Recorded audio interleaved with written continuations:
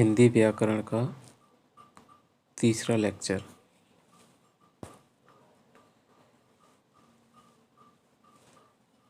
तो हिंदी का नामकरण यहाँ से शुरू करते हैं। हिंदी का नामकरण। हिंदी, हिंदू, हिंदुस्तान ये शब्द भारतीय भाषा के हैं।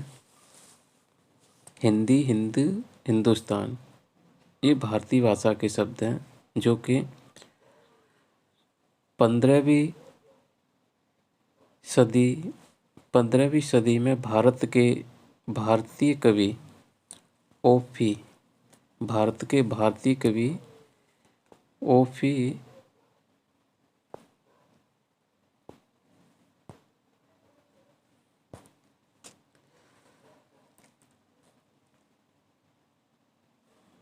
भारतीय कवि ओफी ने सर्वप्रथम हिंदी शब्द का प्रयोग किया। किस शब्द का प्रयोग किया? हिंदवी शब्द का प्रयोग किया। किसने? भारतीय कवि ओफी ने। तथा 16वीं शताब्दी में जैसी ने हिंदी शब्द का प्रयोग किया, यानी मलिक मोहम्मद जैसी ने। मलिक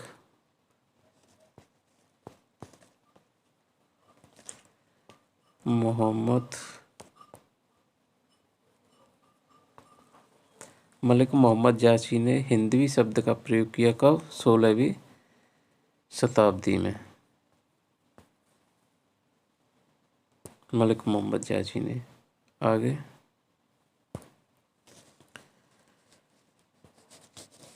हिंदी की मानक भाषा का स्थान खड़ी बोली को दिया गया है। हिंदी की मानक भाषा का स्थान खड़ी बोली को दिया गया। इसे यानी हिंदी को सभ्य तथा सुसंस्कृत समाज की भाषा भी कहा जाता है। किसको? हिंदी को। हिंदी की मानक भाषा का स्थान खड़ी बोली को दिया गया। इसे सभ्य सुसंस्कृत समाज की भाषा भी कहा जाता है।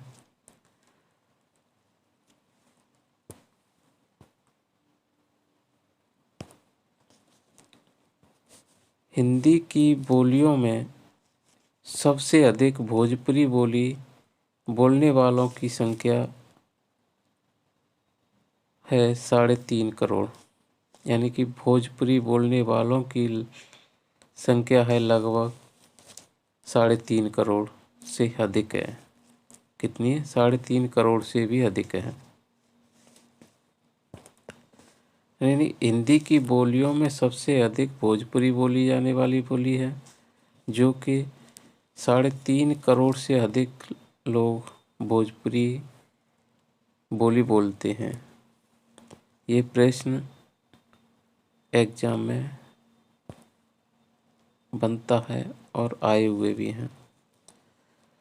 अगला पॉइंट, हिंदी की बोली ब्रजभाषा में सबसे अधिक काव्यों की रचना हुई है। इसी कारण इसे यानी कि ब्रजभाषा को काव्यात्मक भाषा भी कहा जाता है। यानी कि हिंदी की बोली ब्रजभाषा में सबसे अधिक काव्यों की रचना हुई है। इसी कारण ब्रजभाषा को काव्यात्मक भाषा भी कहा जाता है। इसे बोलने वालों की संख्या यानी ब्रज भाषा को बोलने वालों की संख्या 3 करोड़ से अधिक है। कितने? 3 करोड़ से अधिक है। ब्रजभाषा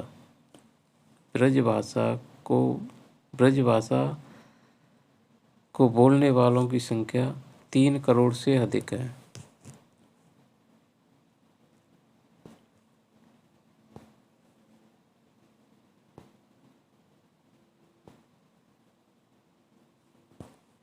आगे हिंदी की समस्त बोलियों में से मैथिली एकमात्र ऐसी बोली है जिसे संविधान की 8वीं अनुसूची में सम्मिलित किया गया। हिंदी की समस्त बोलियों में मैथिली एकमात्र ऐसी बोली है जिसे संविधान की 8वीं अनुसूची में सम्मिलित किया गया, जिनमें खड़ी बोली, ब्रजभाषा, अवधी, मैथिली और भोजपुरी हिंदी भाषा की वे भाषाएँ कहलाती हैं। खड़ी बोली, ब्रजभाषा, अवधी, मैथिली और भोजपुरी हिंदी भाषा की वे भाषाएँ कहलाती हैं।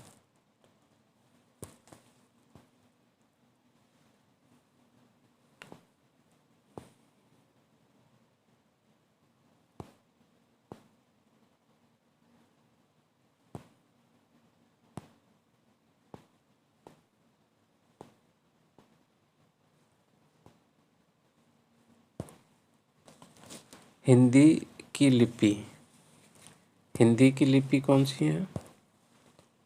हिंदी की लिपि है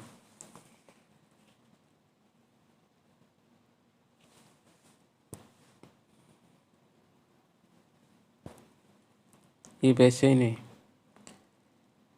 ये कंटेंट है बिल्कुल आपके एग्ज़ाम के लिए, बिल्कुल शॉर्ट नोट्स हैं ये, तो इनको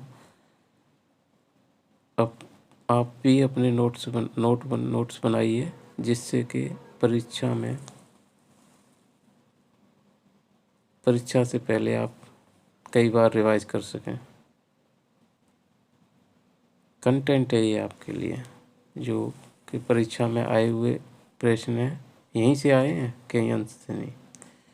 हिंदी, तो आइए सवाल देखते हैं। हिंदी की लिपि विश्व की सबसे प्राचीन लिपि ब्रह्म लिपि है। विश्व की सबसे प्राचीन लिपि कौन सी है? ब्रह्म लिपि, जिसका प्रयोग वैदिक आर्य करते थे। यानी विश्व की सबसे प्राचीन लिपि ब्रह्म लिपि है। ब्रह्म लिपि का प्रयोग कौन करते? वैदिक आर्य। वैदिक आर्य ही करते थे ब्रह्म लिपि का प्रयोग। अगला, भारत की लगभग सभी लिपियां ब्रह्मी लिपि से ही निकली हैं। भारत की लगभग सभी लिपियां ब्रह्म लिपि से ही निकली हैं। हिंदी की लिपि देवनागरी है। इसका यह नाम राजस्थान के नागर ब्राह्मणों की लिपि से मिलता जुलता होने के कारण नागरी एवं संस्कृत की लिपि से मिलते होने के कारण इसे देवनागरी नाम पड़ा। नागरी ब्राह्मणों के होने के कारण और राजस्थानी के नाग ब्राह्मणों की लिपि के मिलते जुलते होने के कारण नागरी तथा संस्कृत लिपि से मिलते होने के कारण इसे देवनागरी नाम पड़ा। वो प्रश्न यहीं से छपे हैं, आप देख सकते हैं प्रीवियस पेपरों में। आकृति या रूप के आधार पर हिंदी वियोगात्मक एवं विश्लिष्ट भाषा है और इसकी लिपि एक वैज्ञानिक लिपि है। यानी आकृति या रूप के आधार पर हिंदी वियोगात्मक एवं विश्लिष्ट भाषा है और इसकी लिपि एक वैज्ञानिक लिपि है। कैसी लिपि है? वैज्ञानिक लिपि है।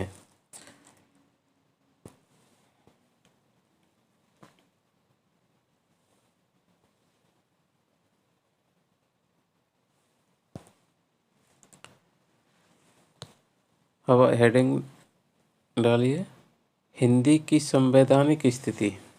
हिंदी की संवैधानिक स्थिति कैसी थी उस समय? देखिए, हिंदी दिवस 14 सितंबर को मनाया जाता है। सन क्या थी? 14 सितंबर 1949 ईस्वी को संविधान में हिंदी को राजभाषा का दर्जा दिया गया था। हिंदी को राजभाषा का दर्जा दिया गया था कब? 14 सितंबर 1949 ईस्वी को। यानी कि प्रश्न में आ जाए संविधान में हिंदी को राजभाषा का दर्जा कब दिया गया? तो 14 सितंबर 1949। अगला,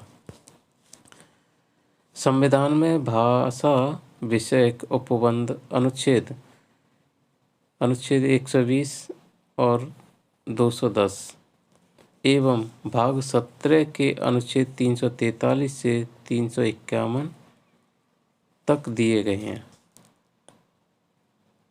यानी कि भाग 17 के अनुच्छेद 343 से 351 तक दिए गए हैं हिंदी के विकास के लिए। अगला, इसके अतिरिक्त संविधान की 8वीं अनुसूची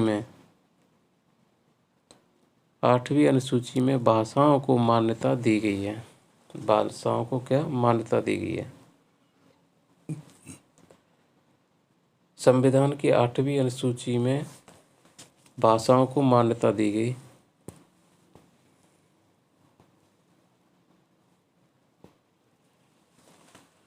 आठवीं अनुसूची में भाषाओं को मान्यता दी गई। तो दोस्तों,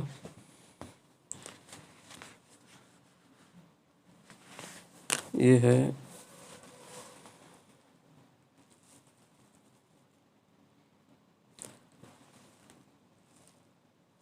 संघर्ष कभी भी बेवजह नहीं होता। संघर्ष कभी बेवजह नहीं होता। शुरुआत में वह आपको ताकत देता है एवं अंत में तजुर्बा और खुशी देता है। एक और है दोस्तों,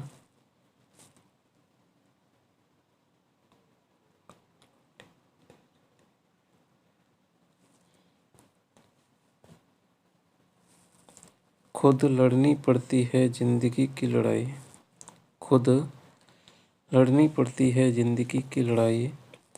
लोग साथ कम और ज्ञान ज़्यादा देते हैं। लोग साथ कम और ज्ञान ज़्यादा देते हैं। तो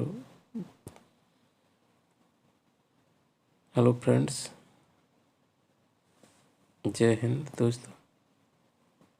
ये वीडियो कैसा लगा और आगे कमेंट करके हमें बताइएगा, जिससे कि और अच्छा वीडियो आपके लिए बना सकें।